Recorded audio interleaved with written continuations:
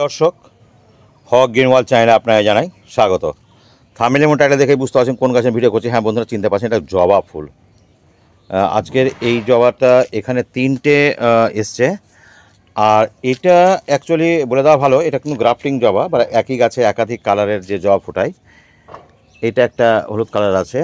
আর যেটা আমি আপনাদের দেখাতে পারছি না, পরবর্তী ভিডিওতে অবশ্যই দেখাবো, একসঙ্গে নিশ্চয়ই দেখতে পাচ্ছেন। আচ্ছা, এইখানে একটা বাধা আছে, যেটা এই যে এটা এই ডালটাতে কিন্তু কুড়ি চলে এসছে। আমি নেক্সট একটা ভিডিও নিয়ে আসবো, যখন দেখতে পাবেন। আর যেহেতু খাবার দেওয়ার টাইম হয়ে গেছে, যার জন্য এই ভিডিওটা করছি। এই সাদা রঙের ফুল ছাড়াও, সাদা বলতে কী ধরনের এটাও দেখিয়ে দিচ্ছি। এখনও সম্পূর্ণ বিকশিত হয়নি, দেখতেই পাচ্ছেন এই সাইজটা প্রচুর হয় একসঙ্গে। তো বন্ধুরা, একই গাছে একাধিক কালারের ফুল ফোটানো খুবই ইজিলি। আমি আগামীতে খুব শিগগিরই আপনাদের মাল্টি কালার গ্রাফটিং আপনাদের দেখাবো, এবং গ্রাফটিং কীভাবে করতে হয় সেটাও আমি আপনাদের শেখাবো। তো সেই ভিডিও দেখতে হলে অবশ্যই আমাকে, যারা এখনও ফলো করেনি ফেসবুক থেকে, তারা ফলো করবেন। আর ইউটিউব থেকে দেখলে অবশ্যই সাবস্ক্রাইব করে নেবেন। প্রতিদিনই সন্ধ্যাবেলা পেয়ে যাবেন ফেসবুকে, আর প্রতিদিন দুপুর একটাই পাবেন আমার ভিডিও ইউটিউবে। যাই হোক, তো আমি এই গাছটার বয়স বলে দিই আগে। এটা হচ্ছে 4 বছরের বয়স গাছটার। টপটা খুব ছোটোই আছে। আগামী এবছর আর চেঞ্জ করা যাবে না, যেহেতু ফেব্রুয়ারিতে আমি এটার রিপোর্টিং করে নিয়েছি। এর প্রথমে দুটো শাখা ছিল, এখানে একটা, এখানে একটা। এইখানে আমি যে লাল কালারের ফুলটা দিতে পাচ্ছেন, এই ডালটা আমি এখানে গ্রাফটিং করেছিলাম প্রায় 3 বছর আগে। কিন্তু গাছের বৃদ্ধির হার কিন্তু সব জাতের একই রকম নয়। এইটা যেমন যেটা আছে হলুদ রঙে, যেটা দেখালাম, এই যে এই কালারটা, এইটা কিন্তু খুব বেশি ডেভেলপ হচ্ছে না। কিন্তু এইটাতে একটা সরু ডাল বেঁধেছিলাম, তাতে কিন্তু এমনভাবে মোটা হয়েছে যে মূল শাখাটাতে এটা কিন্তু 2 টাইমস মোটা হয়ে গেছে।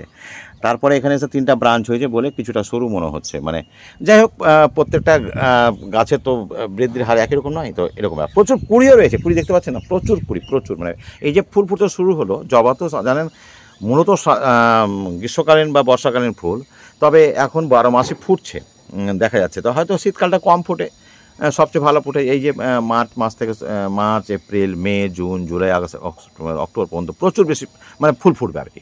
তো যাই হোক, এই গাছগুলো সম্বন্ধে একটুখানি বলি, মিডিয়ার কথা বলি। যারা নতুন গাছ বসাবেন, চারা গাছ বসাবেন, তারা অবশ্যই মাটি এবং কম্পোস্ট যদি সমান সমান নিতে পারেন তো খুব ভালো হয়। তাহলে খাবার বাইরে থেকে কম দিতে হবে। তার সঙ্গে অবশ্যই কোকোপিট দেবেন, কারণ জল খুব পছন্দ করে, মানে জমা জল নয়, তবে ময়েস্ট পছন্দ করে। আর বালি দিয়ে ওয়েল ড্রেনেজ করে নেবেন, জমা জলটা যেহেতু পছন্দ করে না।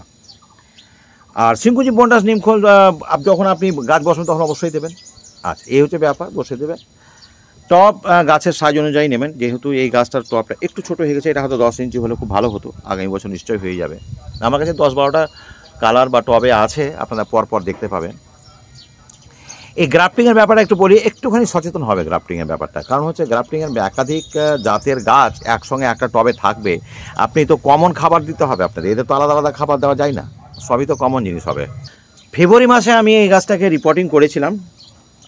রিপোর্টিং সম্বন্ধে নিশ্চয়ই ভিডিও দেখেছেন আপনারা, যারা নিয়মিত দেখেন। তারপরে তখন তো সেরকম খাবার দিয়েছিলাম। এখন প্রচুর পরিমাণে ফুল ফুটছে। ফুল ফোটা মানে গাছের একটা শক্তির প্রয়োজন আছে। তো কী ধরনের খাবার দেবো, সে খাবারটাও নিয়ে আলোচনা করে নিই। খাবারটা এখানে আমি দিচ্ছি, দেখুন এখানে আছে সিংকুচি, বন্ডাস, নিমখোল। এই 3টে খাবার কিন্তু টবের গাছে একেবারে মাস্ট। এবার যখন বেশি ফুল ফুটবে তো সিংকুচির পরিমাণটা কমিয়ে দেবেন, কারণ সিংকুচিতে নাইট্রোজেন আছে, আমরা এই সময় নাইট্রোজেন কম দেবো। যে জিনিসটা আমি এখানে দেখতে পাচ্ছেন চালের মতন যে সাদা সাদা বা চিনির মতো, এটা কিন্তু আসলে ম্যাগনেসিয়াম সালফেট। গাছের পাতা এই যে যেমন একটা দেখতে পাচ্ছেন, যে এটা হলুদ হয়ে গেছে পাতা, এই পাতা হলুদ হয়ে যাওয়া বা কুড়ি ঠিক মতো প্রস্ফুটিত হয় না, বা গাছের পুষ্টি যোগান দিতে পারে না। কারণ হচ্ছে আমরা বাইরে থেকে যতই খাবার দিই না কেন, গাছ যদি নিজের পাতা দিয়ে প্রাকৃতিকভাবে খাবার তৈরি করতে না পারে, তাহলে গাছ কিন্তু হেলদি হয় না। তো এই জিনিসটা হলে কী হয়, ক্লোরোফিল খুব তৈরি হয় গাছে। গাছের পাতা হলুদ তো 3টি কারণে হয় জলের অভাব, কিংবা জলের আধিক্য, কিংবা ক্লোরোফিল অভাব। এই জিনিসটা সেটা পুষিয়ে দেবে। অবশ্যই আপনারা মাসে একবার এই অ্যাপসাম সল্ট বা ম্যাগনেসিয়াম সালফেট যাকে বলছি, এইটা দিয়ে দেবেন। আর এইটা সাদা সাদা যেটা আছে, এটা আছে 0050, অর্থাৎ পটাশের পরিপূরক। পটাশ বলতে আমরা লাল পটাশটা অনেকে দেয়, আর 0050 হচ্ছে সাদা, এটা অনলাইনে পাওয়া যায়। তফাৎটা এটাই যে লাল পটাশে লবণ থাকে, এটা তো লবণ থাকে না। এই খাবারগুলোই আমরা এখানে দিয়ে দেবো। আমি এক জায়গায় ফেলে দিচ্ছি, তারপরে এটাকে ভালো করে মিশিয়ে দিয়ে আমি চারদিকে এটা দিয়ে দিচ্ছি। এবার এটাকে আমি একটুখানি নিড়ানি দিয়ে ভালো করে মাটির সঙ্গে মিশিয়ে দিয়ে আমি খুব শিগগিরই ফিরে আসছি। তো বন্ধুরা, আমি ভালো করে মাটির সঙ্গে মিশিয়ে দিলাম। এই মাটির সঙ্গে মিশিয়ে গিয়ে দেখতে পেলেন প্রচুর শেকড় উঠে এসছে। এই শেকড় উঠে আসলে আপনাকে দুটো জিনিস বুঝতে হবে, হয় গাছটাকে আপনি রিপোর্ট করেননি, তাহলে এটা হবে। দ্বিতীয়ত, যদি গাছের খাবার অভাব হয় তাহলে রুটগুলো উপর দিকে উঠে আসে। তো বুঝতে পেরেছেন? আচ্ছা, গাছ অবশ্যই রোদে রাখবেন, তবে খুব বেশি যখন তাপমাত্রা বেড়ে যাবে, মানে একদম 35, 38, 40, 42 এরকম হয়ে যাবে, একটু শেডের দুপুরবেলা রাখলেই ভালো, কারণ গাছের একটা সহ্য ক্ষমতা থাকে। এই গাছ অতটা হার্ডি গাছ নয়, তো তখন একটু শেডে রাখলে খুব ভালো হয়। আর নইলে এমনিতে 35 ডিগ্রি পর্যন্ত আপনার গাছ বাইরেই থাকবে। পারলে মালচিং করে দেবেন। আমি অবশ্য মালচিং করব, এখন একটু দেরি আছে, মে মাসের শুরু হলে মালচিং করতে হবে। মালচিং কী জিনিস সেটা নিয়ে আলোচনা করবো, যারা জানেন তো তারা জানেনি। এবার একটু যেটা বলবো সেটা হচ্ছে রোগ পোকা। রোগ পোকা বলতেই হবে না, রোগ পোকা এই গাছে সবচেয়ে যেরকম মিলিবাগ। আমার কাছে দেখেন একটা কোনো মিলিবাগ পাবেন না বা পোকা খাওয়া পাবেন না। কেন জানেন? সুস্থ গাছে যদি আপনি নিম অয়েলটা স্প্রে করে দেন তাহলে কিন্তু গাছে খুব সহজে পোকামাকড় আক্রমণ হয় না। এখন মিলিবাগ যদি আক্রমণ হয় তো অবশ্যই আপনাকে একতারা স্প্রে করবেন। একতারা ছাড়া আরও অন্য ব্র্যান্ডের আছে, নাম বলে দরকার নেই। মিলিবাগের জন্য যে কোনো আপনি একটা পেস্ট ব্যবহার করবেন। আচ্ছা, যেটা শেষ কথা বলবো, এটা চারা করার ব্যাপারে আমি এই ভিডিওতে আর লম্বা করবো না, অন্য ভিডিওতে দেখাবো। প্রচুর চারা করার নিয়ে ভিডিও করেছি, খুব সহজেই করা যায়, সেটা নিয়ে আলোচনা করবো। তো বন্ধুরা, আজ এখানেই শেষ করছি। আগামীতে বিভিন্ন কালারের ফুল সমেত ভিডিও দেখতে হলে অবশ্যই আমাকে ফলো দিয়ে পাশে থাকবেন। আজ এখানেই শেষ করছি। ভালো থাকুন, সুস্থ থাকুন, ধন্যবাদ।